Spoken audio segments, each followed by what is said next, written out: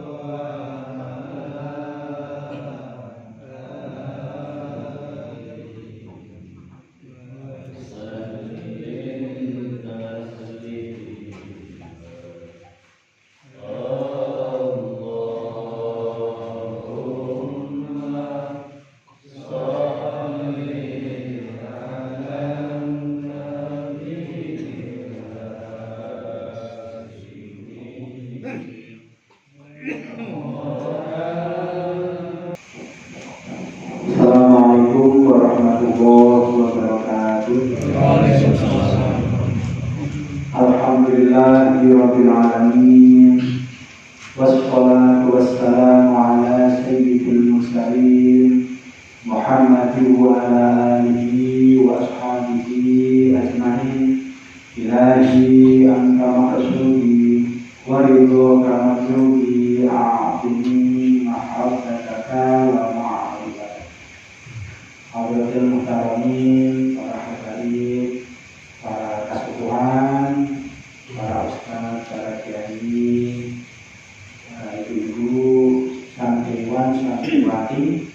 Tasakur nikmat pada malam hari ini kita bisa berkumpul bermuajadah dalam rangka melakukan rutinitas mingguan kita, yaitu khotaman dilaksanakan sama tolabul ilmi. Mudah-mudahan Allah angkat derajat kita semua, Allah mempermudah urusan kita semua, masuk kita semua diizinkan oleh Allah Subhanahu wa taala. Amin ya rabbal alamin. Maka para sepuh bagi saya, sebelum pembahasannya dimulai, kita sama-sama berdoa. Saya yang duluan,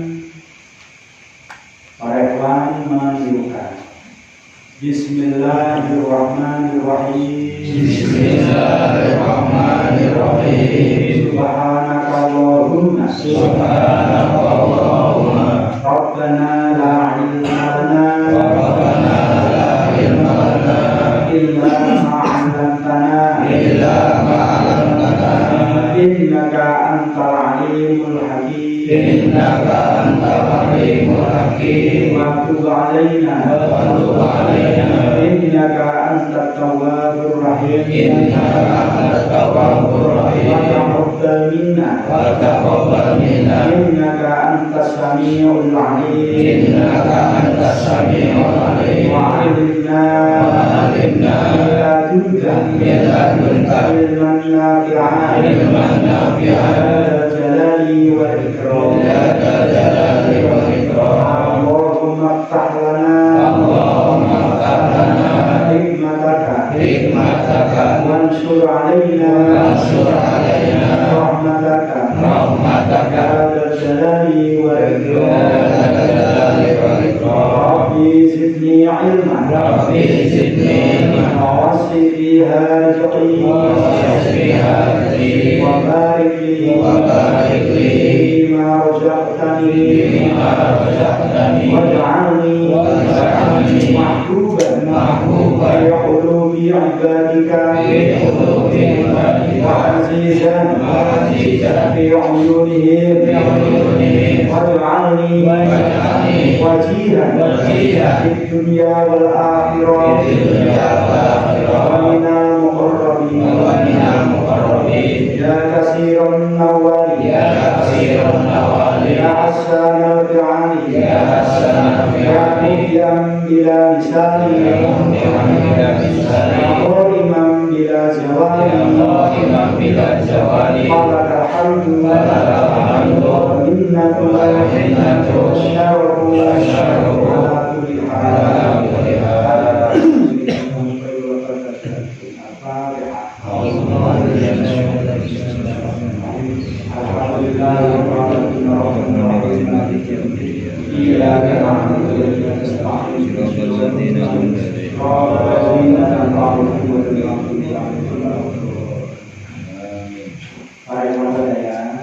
Minggu kemarin kita sudah membahas satu hikmah yang dijudulin bahkan kita sudah membahas satu hikmah yaitu Bismillahirrahmanirrahim man ittola'an ala asrori wa ibadi man utawi sapane wong iku ittola'a ngerteni sapa man ala asrori wa ibadi ing atase pira-pira rahasiane pira-pira kanggo barang siapa mengetahui rahasianya orang lain. Jadi namanya rahasia itu baik atau jelek? Yang mengandung kejelekan, yang mengandung kejelekan. Walau dia takola hale orang gawe akhlak sokoman birrahmati kelawan rahmat kelas asih al-ilahiyati kanggo pengiran. Sedangkan ia tidak berakhlak sebagaimana Allah berakhlak maha rahman. Maha rahmannya Allah itu bagaimana? Orang yang nakal ya di rezekian dihidupan, yang soleh di rezekian dihidupan. Ada nggak? Allah membeda-bedakan.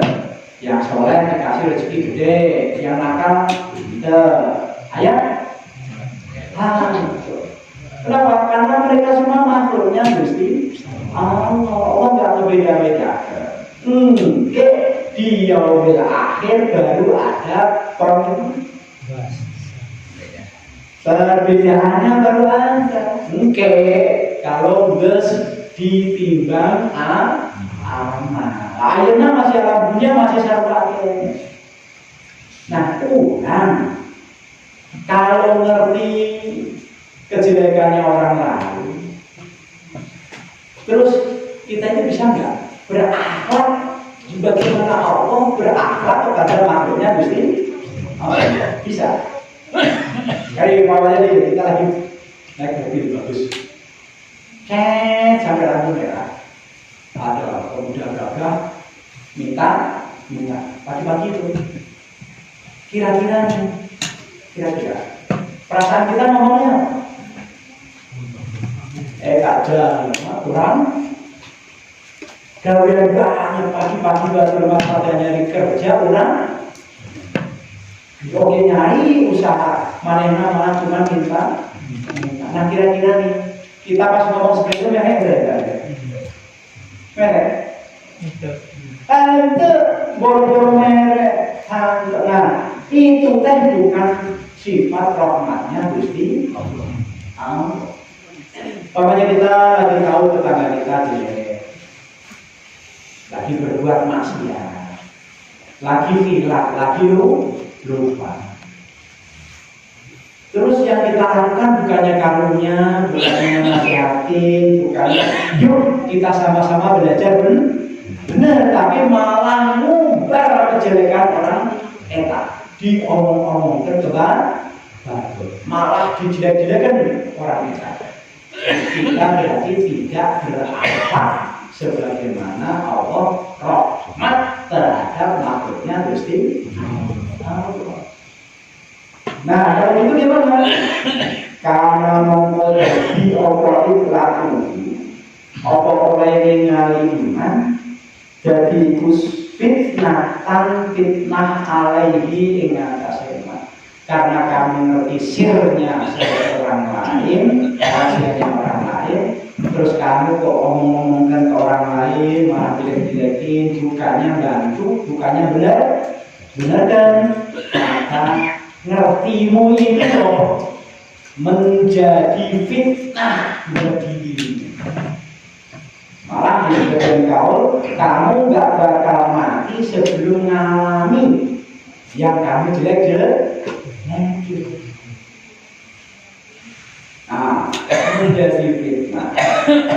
Wasabab dan jadi sebab dan jadi sebab ijazah wabari maring berlakunya cobaan. Berlakunya cobaan ilahi maring dan menjadi sebab hidupmu penuh cobaan. Gara-gara apa? Gara-gara ngerti sirnya orang lain, terus kamu malah beja-bejakan kebatul. Yang paling banyak ya saya. Bapak-bapak, ibu-ibu. Yang paling banyak dia yang ibu. Karena ibu itu bosi paling top. Tidak kalau ada bapak-bapak suka bosi berarti ibu. Yang kamu gosipkan itu bakal kamu alami sendiri. Kenapa?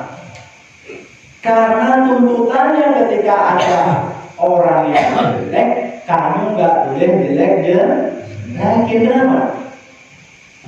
Kalau kamu masih ngejelekin orang lain, berarti orang masih ngerasa lebih baik. Kalau kamu masih ngerasa lebih baik, berarti kamu masih sombong. Kenapa? Iblis dilaknat sama Gusti Allah itu cuma satu gara-garanya. Ana khairun minhu, aku lebih adik daripada daripada lain, merasa lebih adik dibanding batur eta teh yang menjadi sebab iblis dilaknat sama Gusti Allah. Nah, kurang nih lagi belajar benar-benar hati. Berapa lama, berapa banyak kita ngerasa lebih hadir dibanding batu? Berapa banyak kira-kira? Oh enggak? Usik, enggak usik. Enggak poin. Orang masih ngerasa hadir dibanding zaman lain. Nah, eta masih sombong deh. Dan ketika Allah ngasih pengetahuan kepada kita tentang rahasia orang lain, terus kita kok nggak belas kasihan kepada orang eta, berarti eta teh menjadi sebab dua hal. Yang pertama fitnah. Jadi kalau seandainya kita masih sering difitnah orang, masih sering dicurigai, dianu orang lain, berarti kita gara-garanya masih osok ngomongkan. Terus kita dapat cobaan di Gusti Allah.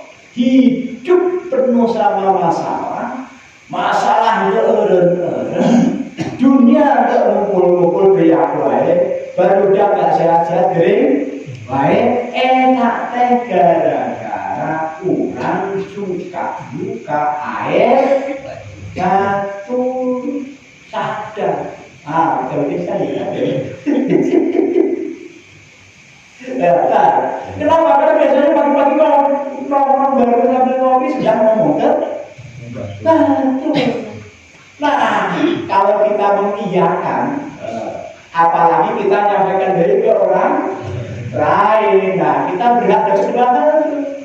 Nah tadi yang pertama hidup ngadepin fitnah, yang kedua menjadi sebab berlakunya cobaan.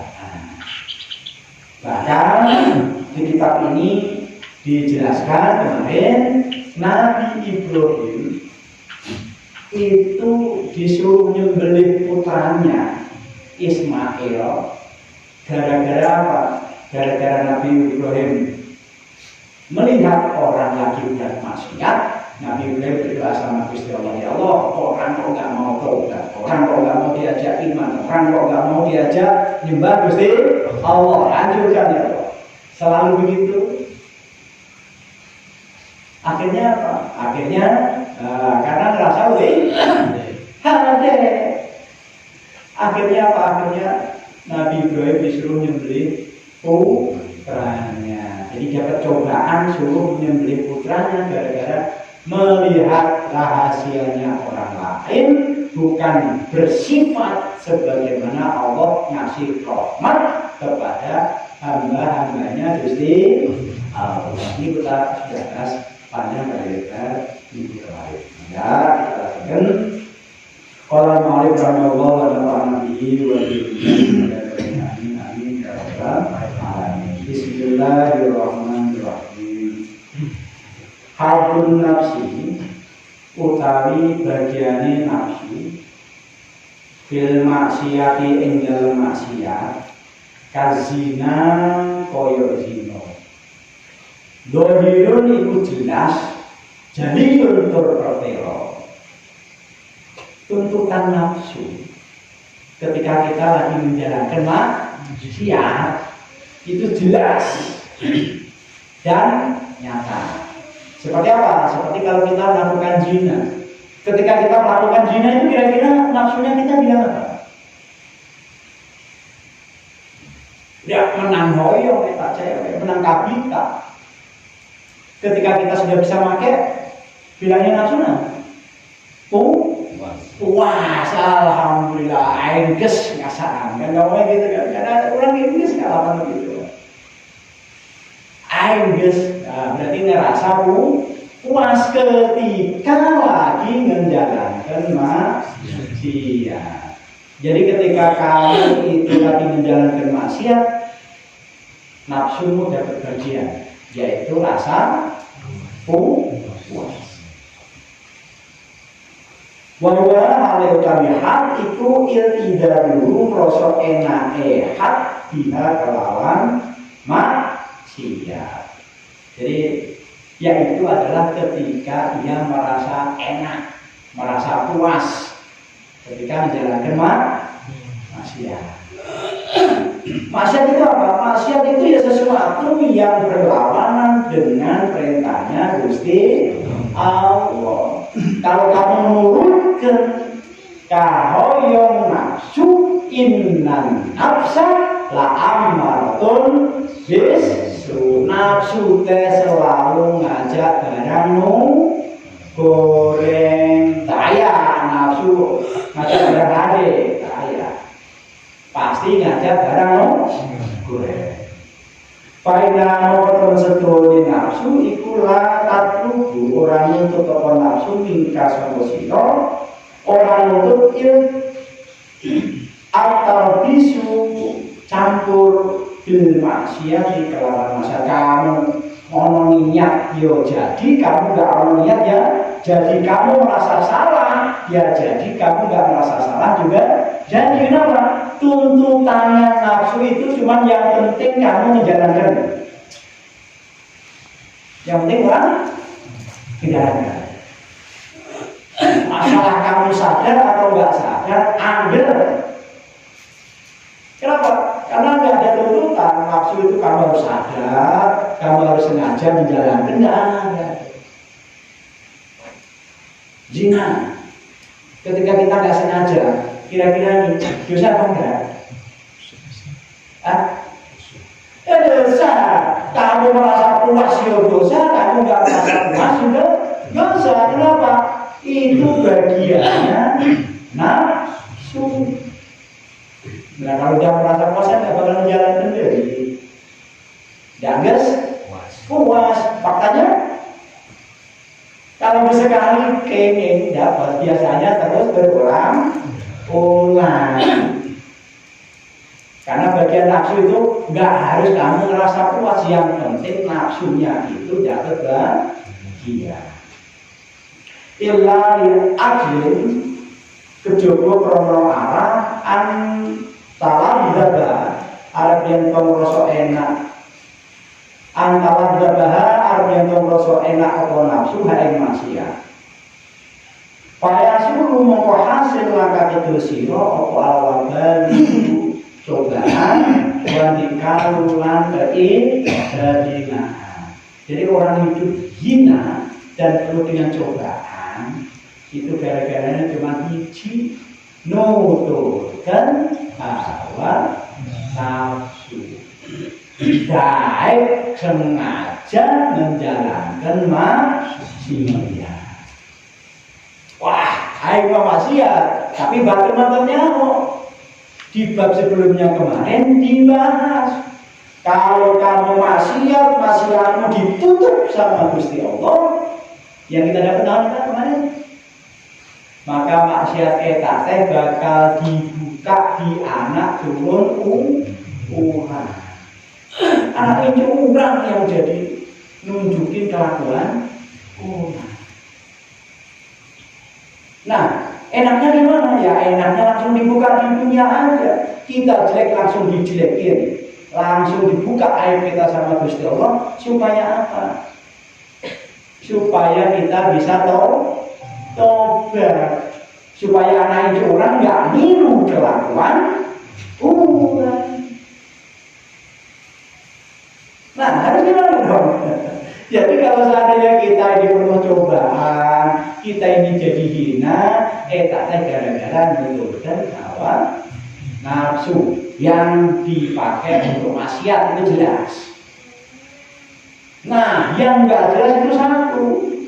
Wahaduha utai bagian nafsu fitoati ing dalam ketaatan. Sedangkan bagian nafsu di dalam ketaatan, batinun itu batin, khofiyun tur samar.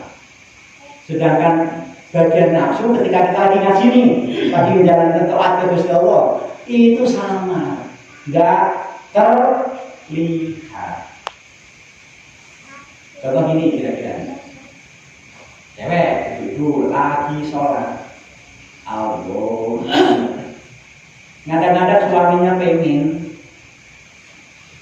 Neng, batalkan sholatmu, sok sini layani bapak dulu. Kira-kira nih kebanyakan kita, yang dijalankan itu sholatnya lanjut, apa batalkan sholat? Sholatnya lanjut, kenapa? Karena dia berpikir bahwa sholat itu lebih bagus dibanding menjalankan perintah salah lagi, benar gitu? Ya, benar gitu kan? Nah, ini lagi menjalankan sholat loh, lagi menjalankan ibadah. Kita itu selalu masih digoda juga ketika menjalankan ibadah itu. Kelihatannya mah Allahu Akbar supaya kita dekat sama Gusti Allah, kelihatan dohirnya. Ternyata batinnya ngomongnya gimana?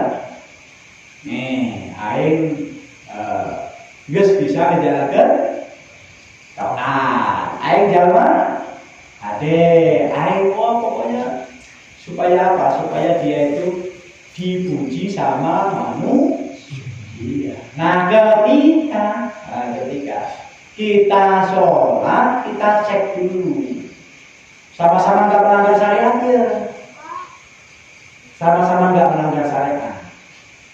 Ketika kita sholat, sholatnya kok banyak, senang banget sholatnya kayak kawai, sehingga ada ibadah yang lain itu kita nggak suka. Kita sholat, senangnya sholat yang 100 rakaat, 400 rakaat. Pamajikan kepengen dekat ke panggung ndak orang kepenginan sholat. Tapi siapa tahu sholatmu itu teh lagi nutupkan hawa nafsu. Kenapa? Karena kadang-kadang kita sholat itu untuk diri kita sendiri, kita melayani istri itu untuk siapa? Untuk siapa? Ya bukan untuk istri aja, ya ambil kebahagiaannya ada kok. Kalau dia tenang, rumah tangga juga tenang. Kalau dia santai, dia senang, rezeki orang juga lomba. Nah, kita nggak pernah berpikir ke sana. Jadi kita selalu cek. Ketika kita lagi menjalani ibadah, kok ada ibadah yang lain kita nggak suka, berarti kita harus cek. Bener nggak ibadah kita itu kepengen takarrub ke Gusti Allah? Kita itu pengennya senangnya puasa, setiap hari puasa. Padahal pemajikan teh nuntut eta resiko nafkah, kita kudu kerja. Nah kita teh nggak mau kerja gara-gara senangnya puasa. Cek, siapa tahu puasamu itu karena tujuan nafsu. Kita senangnya sholat, kita senangnya baca Al-Quran, kita senangnya diimah terus. Lupa kalau anaknya perlu diresi orang, kalau pemajikannya perlu dinafkahi. Tidak orang masih senangnya nih merasa aman, santai, damai, sejahtera kalau sudah menjalankan dia. Wes yang penting sholat sunnah dibanyakin, zikir dibanyakin, baca Al-Quran dibanyakin. Anaknya nggak terurus, istrinya nggak terurus. Cek, siapa tahu ibadahmu itu kamu lagi menutupkan hawa nafsu. Hidupmu jadi hina, hidupmu jadi sengsara, eta gara-gara menutupkan hawa nafsu tadi yang di atas. Kita bisa tadi harus selalu cek hati kita tuh. Berarti yang harus dicek itu diri kita sendiri. Nggak usah ngecek bantor. Buat apa ngecek bantor? Mereka menjalankan hidupnya sendiri. Salah ya mereka yang nanggung sendiri, benar ya mereka nanggung sendiri. Orang mah nggak usah ngurusin urusan bantor. Cek hati orang. Siapa tahu yang tadinya ngerasa ada, ternyata masih goreng kene dak ngomong hari mau kurang. Ya kan? Kalau kita sendiri yang ngomong ke diri kita sendiri, kita ngaku salah nggak? Kalau enggak, saya mapan bener, betul. Dia bang salah, air bener, air mah bisa oleh di mana? Hukum untuk anak mana? Semuanya mana banyak rezeki. Udah, air nggak kerja nggak ngasih nafkah masih bisa kerja. Menurut Tuhan, tak ada bener. Menurut orang lain bener tak? Ya salah jangan tuh. Tak kamu ninggal kewajiban mudah-mudahan sunnah. Dosa berarti kamu lagi nggak nafsu. Kalau kamu lagi nggak nafsu, berarti kehinaan sama cobaan itu yang berhak kamu dapatkan. Nah, layaku rabi soningali ilayin maring hak sopo ilah arba'ul basori kejaba ngomong kang duweni mata hati. Enggak bakal bisa melihat kejelekan hati orang kecuali orang-orang yang bisa melihat, yang punya mata hati. Yang bisa melihat kejelekan orang itu orang-orang yang punya mata hati. Nah, orang yang punya enggak mata hati. Hati mah orang punya. Kita semuanya yang ada di sini ada punya. Tapi mata hati untuk mengoreksi kesalahan hati orang sendiri ya. Gus punya. Sudah pernah kita koreksi kesalahan sendiri? Sudah pernah kita koreksi hati kita ini bener apa masih salah? Kene. Kalau acan berarti hati kurang maaf ya, mata hatinya lolong can nempok kene. Iya kan? Kalau kita selalu luruskan kejelekan batu pada kejelekan diri orang nggak pernah kita koreksi sendiri, berarti mata hati orang teh lolong kene. Berarti orang teh hidupnya masih hina kene. Berarti orang ibadahnya masih pura-pura kene. Tahun yang harus kita banggakan. Kira-kira ya, orang harus latihan mikir, terus jelas latihan. Tapi kalau belum bisa mengoreksi dirinya sendiri, berarti mata hatinya masih lolong. Kalau masih lolong ini berarti masih naon. Sekarang intinya lagi.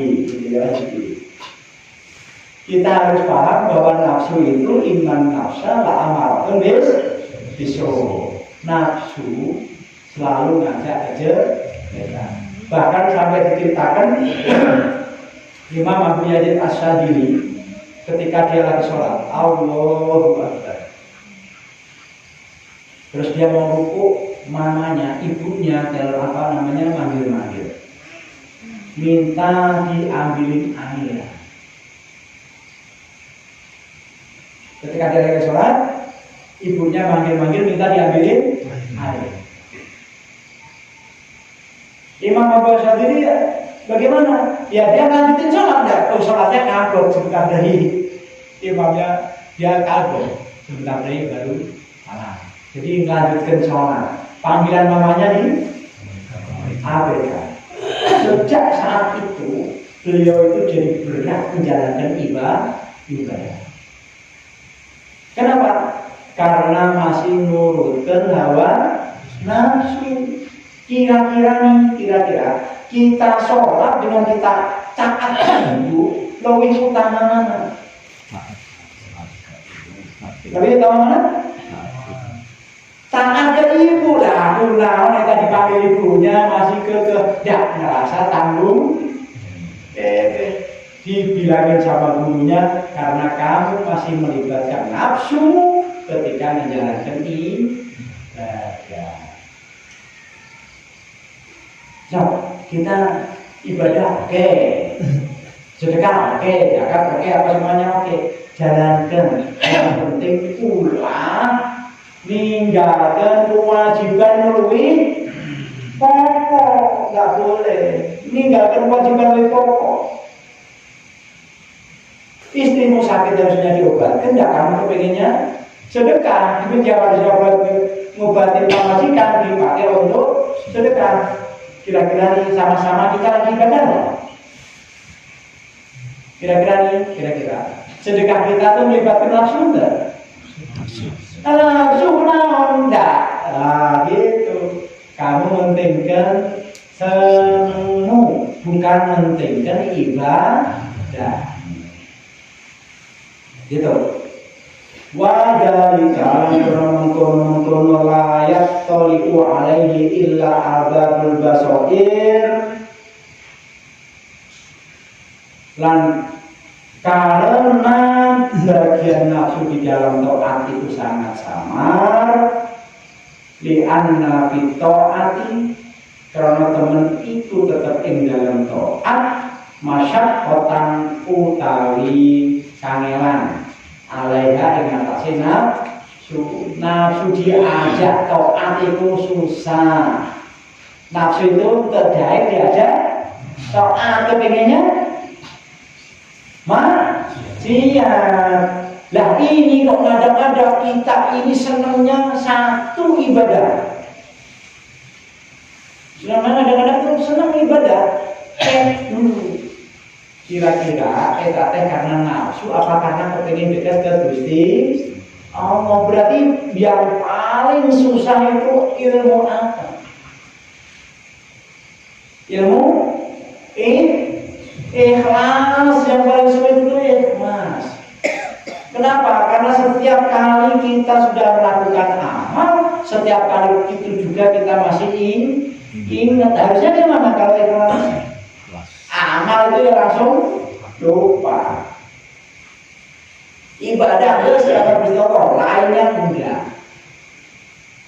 Nah, kalau kita ibadah masih kepingin dipuji, kalau kita ngaji masih kepingin tenar, kalau kita ngaji masih kepingin supaya orang-orang hormat. Kira-kira yang ngomong seperti eta teh nafsu apa mata hati? Hah? Nafsu berarti orang teh masih yang dulu nafsu. Tidak kurang apa kalau nafsu mah terkait diajak ibadah. Nah, ini ada nafsu, aku pengen ibadah terus-terusan. Cek eta. Ada nggak kewajiban yang lebih besar yang kita ingat? Cek supaya kita nggak tertipu dengan rekayasa nafsu. Faida amarotkan mau menalikan yang perintah pun nafsu kain siro bila kelawan to'at lantaran kan orang ngerti soto siro hadona bagiane nafsu biha ing dalam to'at illa ba'da tabtisin kejaba ing dalam sawise meneliti. Jadi ketika nafsu kok ngajak kamu ibadah, kamu nggak ngerti apakah ini ibadah bukan benar-benar kepingin dekat ke Gusti Allah, apakah kepingin dipuji oleh Betul. Apakah ibadah orang ini benar-benar kepingin usul ke Gusti Allah, apakah karena kepingin jadi orang baik? Kita nggak tahu. Cek dulu, teliti dulu. Jangan langsung menjalankan. Kalau kira-kira ibadah kita kok karena pengen upah dunia, karena kepengen dibilang orang lain kurang sehat, ada tinggalkan yang ibadah. Mendingan kerjakan yang lain. Mendingan kerjakan ibadah yang lain. Tapi kalau seandainya ibadah orang kok benar-benar kepengen dekat ke Gusti Allah, benar-benar tidak meninggalkan kewajiban yang lebih besar dibanding sholat Quran, kerjakan. Berarti itu kan tidak lagi ngandung. Berarti yang harus kita teliti itu sifat ikhlas kita nih. Ketika menjalankan ibadah, geus muncul acan. Kalau masih ngomongkan nomor air mas dirian, yang lain atau ayam udah, berarti ikhlasnya bisa ya? Acan. Kalau ikhlasnya tak acan, berarti ibadahnya masih murutkan hawa nafsu. Padahal ibadah yang masih murutkan hawa nafsu bukan karena Gusti Allah, ibadahnya namun Al-Basir, enggak boleh ngomong Basir. Dibayarnya di alam dunia, mungkin di akhirat kosong. Dibayar, diupah sama Gusti Allah tetap di alam dunia. Ini ibadah, apalagi mah? Iya, disiksanya oke kontan di alam dunia. Nah, mana tadi? Pakotalika mongko terjadang nuduhake apa nafsu kaing sira anna hardha sak temene bagiane nafsu fiha ing dalem taat iku takaru ila Allah taala maring Allah taala. Nabi menunjukkan secara zahir, kamu ibadahkan supaya kamu bisa lebih dekat ke Gusti Allah. Itu kelihatannya secara zahir itu. Wakil batin nanti itu tetap tinggal batin, mulai salah hakun illa itebarin nasi, kejodoh madhep manusia. Dan secara batin bukan begitu. Secara batin itu tujuannya supaya dipuji sama orang lain, karena dia dilihat orang lain, karena anu. Yang intinya bukan karena ingin dekat ke Gusti Allah. Wastiharu kapan pun caramu dan terkenalmu benamu ing dalem antara menungso bismillahi kelawan kebaikan, dan agar kamu masyhur bahwa kamu itu orang baik. Kadang-kadang kita ingin terkenal jadi orang baik, sampai sholat banyak-banyak, sampai ibadah banyak-banyak, sampai sedekah banyak. Nah, dibayar sama Gusti Allah, dibayar. Neng di alam dunia. Mungkin timbangan di akhirat banyak kosong. Tidak harus dibayar di alam dunia. Jadi tadi para kawan, intinya mah hiji, yuk kita sama-sama ngoreksi diri sendiri, ngoreksi hati kita nih. Geus lurus acan niatnya tuh. Kita kerja, niatmu geus lurus belum? Kalau kamu kerja kok niatmu belum lurus, masih kepengen nganggu bulung nafsu, berarti yang kamu dapat ya cuma tadi dua. Yang pertama cobaan, yang kedua kehinaan. Udah itu. Ya hidup penuh dengan cobaan, kemarahan. Ya hidup penuh dengan yang kemana-mana salah wae. Ini salah gitu, salah mentek, apa semplak mentok. Gitu. Oh. Gara-gara salah ngoreksi niatmu itu masih salah supaya apa? Supaya mungkin kalau sudah benar nih, sudah kita koreksi hati kita, sudah benar-benar kepengen ibadah terus ya Allah, bayarannya gede. Nggak usah diminta juga bayarannya gede di akhirat. Satu kali usul ke Gusti Allah, urusan semuanya selesai. Berarti yang paling penting, yang paling sulit itu apa sih? Ngobatin penyakit yang kita nggak sadar bahwa hati kita ini lagi berpenyakit. Kita sakit, nggak sadar, nggak ngerasa kalau diri kita ini sakit. Kira-kira dari ngobatnya? Ya kok nggak masih merasa hati kene, masih merasa sehat kene, nggak bakal mau berobat. Sok kita cek hati kita cek, kita ngurusin ke dalam. Supaya apa? Supaya kita sibuknya ke dalam, memperhatikan diri sendiri. Batin wis mangga wae dari kamu urusan baku. Yang penting yang harus kita urus hati kita nih, geus lurus acan, geus ikhlas acan. Kalau masih melibatkan nafsu, tinggalkan kita. Mendingan ngerjakan ibadah yang lain. Wa mudawamatu lan utawi ngobati perkara yahfakan samar, sok pun iku angel apa ilajuru ngobatine mengobati hal yang samar yang kita tidak sadar bahwa hati kita lagi berpenyakit, itu sangat sulit.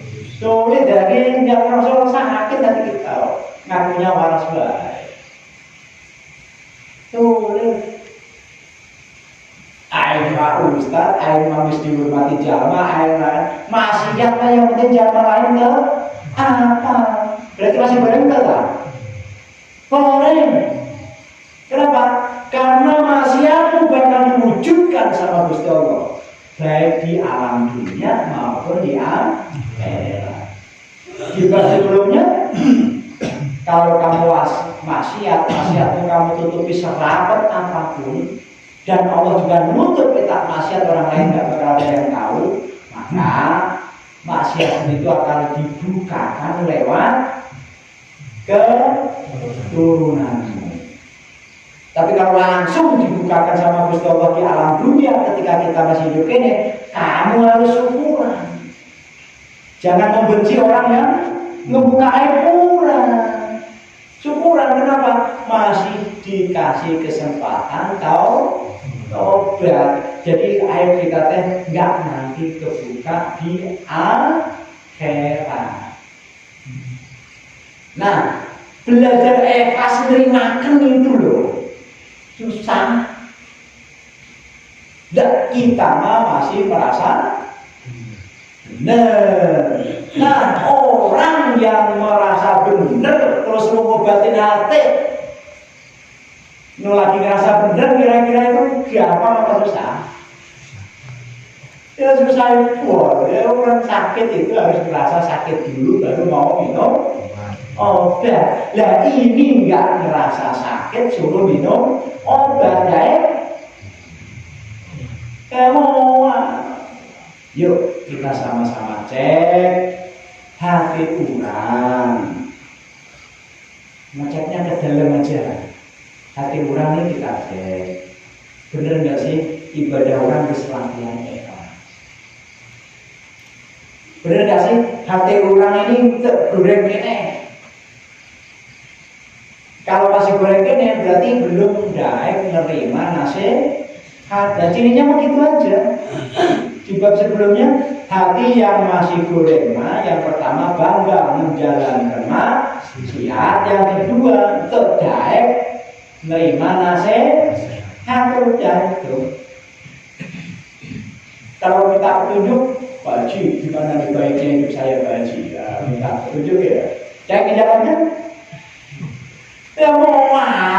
Kenapa? Karena ngerasa hatinya masih hadir kene. Karena ngerasa hatinya nggak berpenyakit kene. Berarti kalau nggak merasa punya dosa, daik nggak tobat? Ya mau. Nah, orang yang berjate, orang yang daik tobat baru saja. Jadi Pak Eman, satu kita belajar mengoreksi hati kita. Kenapa?